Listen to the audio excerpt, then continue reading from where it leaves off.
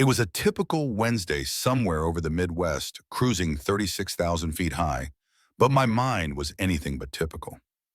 You know, it's funny how that magic number 36, so that 1,000 feels like you have the world at your feet. And yet sometimes it feels like the weight of it is crushing you. Just days before I had slapped a kid, a 16-year-old boy named Marcus. Now, as I replayed that moment, I realized the irony. The kid I thought was a troublemaker. Well, he was not just any teenager, he was the captain's son. Let me take you back a bit. After 19 years as a flight attendant, I had seen it all over the top passengers' wild turbulence and snippets of life stories that felt too heavy. But I was wading through my own personal storm.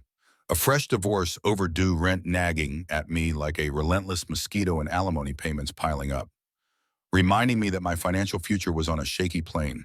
This flight from Chicago to San Diego promised the usual blend of first-class entitlement and back-of-the-bus complaints. The crew was on high alert like a roller coaster ride just before the first drop. In first class, I spotted Marcus. He seemed quiet, maybe a little shy, definitely a switch from the usual loud, demanding bunch. But then there was Karen Whitfield. Picture her all designer bags in a voice that could slice through steel. She looked at Marcus like he was a stain on a brand new tablecloth. "Excuse me, is he seriously in here?" she huffed, crossing her arms so tight I thought she could snap a twig. "What is he doing in first class? Isn't there a child area somewhere?" Just like that, my skin began to crawl. And in that moment, all those lame, ridiculous memories of my own bullying in high school flooded back. Karen's words dripped with that condescending tone that ignited something inside me. It was as if I was looking at a younger version of myself, lost in the judgment of someone who considered their elevated status a shield against empathy. I fought the urge to respond, but as the flight went on, it grew more unbearable. I could see her shooting daggers at Marcus, who was just sitting there, quietly minding his own business. It was a tipping point. I started to speak up, telling her, "You know, he's paid for a seat just like everyone else here." I could feel my heart pounding in my chest, the air thick with tension. She shot back, and I deserved to not have this brat invade my space. "You have no idea how hard I worked to be here." It was that fateful moment, the one that set everything in motion. The moment I snapped, I slipped into anger, frustration, boiling over. And before I could register my own actions, my hand struck his face. The collective gasps from the cabin echoed like a punch to the gut. Time froze.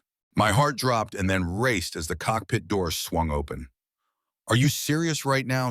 The Captain Marcus's dad appeared, his face a storm cloud. "I need inside." I couldn't breathe as the realization hit me. This kid wasn't just some punk. He was family to the guy who could make or break my entire career. As the dust settled, it was almost surreal. The captain's anger was palpable, but what surprised me was his calm voice. "I'm listening." It wasn't the wrath I was expecting. Instead, there was a quiet authority that made me realize just how precarious my situation had become. But then I watched Marcus, and he surprised even me. "Dad, it's fine," he said, looking at me, his eyes a baffling mix of disappointment and understanding. "I was just minding my business and things got out of hand." He painted the scene with his words, explaining how the whole thing escalated. Here was this kid defending me, the one who shouldn't have. So here I was, suspended from work with counseling mandated as part of the fallout.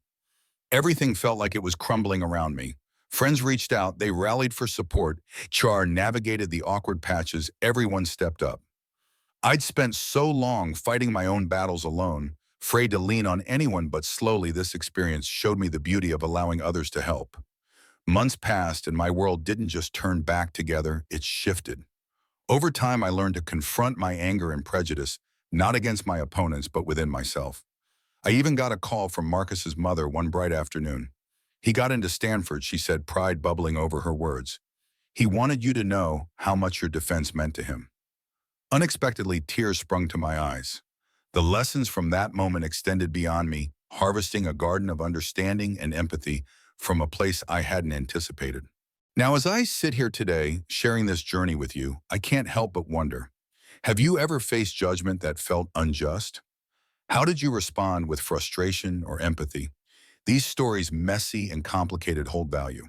They teach us about societal implications of belonging and confronting bias, what's right versus wrong. So I want to hear from you. Share your thoughts in the comments. Have you found yourself defending someone who didn't fit the mold? Or maybe you've lived it. Join in. Let's talk about those moments because it's in these discussions that we grow.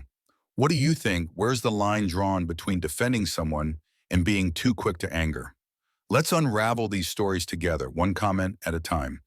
After all, the real value is in embracing our shared humanity through these messy moments.